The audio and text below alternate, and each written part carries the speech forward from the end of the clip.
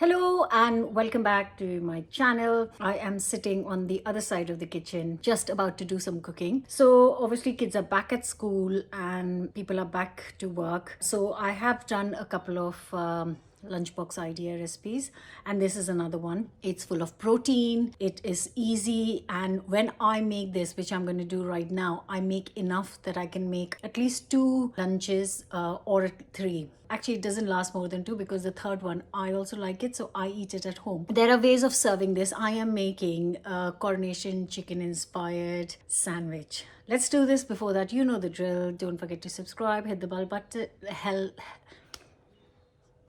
Let's cook. Going to start with a pan of just tap water. This is just tap water. A stick of cinnamon, 3 to 4 cardamom pods go in, and a little piece of ginger which I have chopped up goes into. So that's the flavored, spiced up water ready. Now I am going to add boneless, skinless chicken breast to this. So I am using 3 because that's going to make at least 3 lunch boxes, because this is really good. It keeps in the fridge. So I've got that in. Now I'm just going to bring it to a boil, and after it's boiling, I'm going to cook this for 20-25 minutes till the chicken is done. Once the water is boiling, I put a timer for 20 minutes and it's now up. So what I am going to do is, please always check if the chicken is cooked, because you might have smaller pieces, bigger pieces, so it depends on the size of the chicken how long it will take to cook. So I'm gonna let this sit in here for 5 minutes. I've turned the heat off. It's off.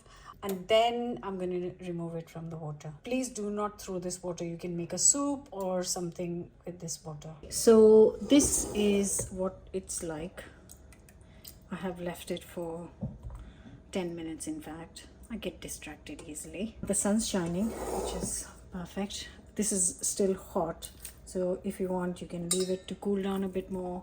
I'm happy with it. It's so soft. Don't have to work too much. If you overcook it at this stage, you'll know that you've overcooked it, because it gets tough and the chicken won't, like, you know how it's literally falling apart. That means it's just cooked perfectly. But like I said, you can always check your chicken when it's done. Might take only 15 minutes. So I'm going to shred this chicken up and not add anything just yet. I'm shredding it up so that the smoke can come out and it can cool down a little bit before I add all the deliciousness to this. So I'm just gonna finely chop up one onion and gonna get a hob nice and hot. Get a pan, sorry, on the hob.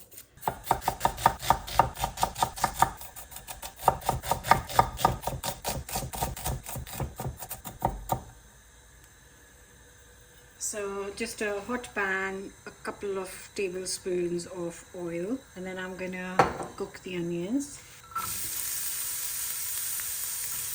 For this particular recipe, I just want the onions to soften and begin to get brown, just starting to change color. So just 5-6 minutes should be enough. Once you're here, you can see they become translucent and they're just beginning to get some color, and that is going to be enough. So I'm going to add there's 3 chicken breasts. I'm going to add 3 teaspoons of medium curry powder, mild. Now just a quick mix and a couple more things.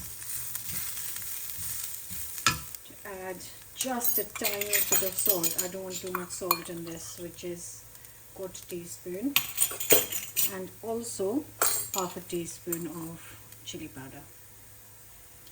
Quick mix, and then I turn this off.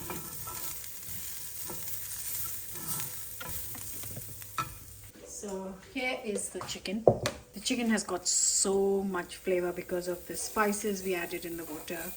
Now this is just gonna go in here, and then I am gonna let this all cool down for half an hour before I add the rest of the ingredients. Now this has cooled down, I am going to add a lovely 1 tablespoon of mango chutney. Actually, I shared the recipe of this chutney in my book, but I do tend to buy it as well because I don't use it too much. And now a couple more things. So I'm going to add 2 heaped tablespoons of Greek yogurt. You can use natural yogurt. and also 4 tablespoons of mayo. Should be enough. And then we mix this. So you've got the slight, very slight sweetness from chutney. You've got all the goodness of the chicken and the yogurt. And then you've of course got the mayo for the creaminess. The onions, just add onions and curry powder. Just make it, kind of give it a bite. And the chicken in itself is delicious because we cooked it in all those spices. So all in all, this is a great filling. Sorry, it's gotten so dark because it feels like it's about to rain, which is a full possibility. So at this stage, right, we are at the stage, we've mixed it. All I need is a spoon to eat this. I can eat this whole thing. It is one of my favorite fillings. So there are ways of serving it. You could use white bread slices, put it in. You could slice up some sourdough, and this is how I store it, wrapped up in foil. You can use some wraps. So that is completely up to you. In fact, I'll be honest here, I usually don't buy wraps. Once in a while I'll buy a wrap, but usually I just make rotis and then wrap it in rotis as well, homemade rotis. I'm going to make one sandwich because it's not like directly. I'll tell you how I make the sandwich with this filling. So I take white bread for this. I love it on sourdough, by the way, but to take it to in your lunchbox, white bread is definitely easier and better. Then I will have a little bit of salted butter on here. And next I always add some form of salad. It could just be one type of leaf. It could just be some lettuce or some spinach leaves or kind of, you know, whatever you have at home or whatever you fancy. And then I do the chicken filling. And you know, I want a lot of filling. I don't want a tiny little bit of the filling in there. I want more filling and less bread. And now I will add homemade chili garlic chutney. The kids love it too. So it's been such a success. This chutney has been for me since I wrote it in my book. I wrap it up. So you can just put this in a foil, make it in wraps, in roti, whatever you like. At the moment, I'm going to eat it because it's the evening. Nobody's going anywhere right now.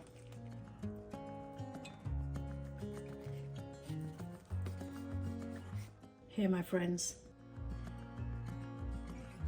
And that's it really. There's nothing to kind of say other than eat this.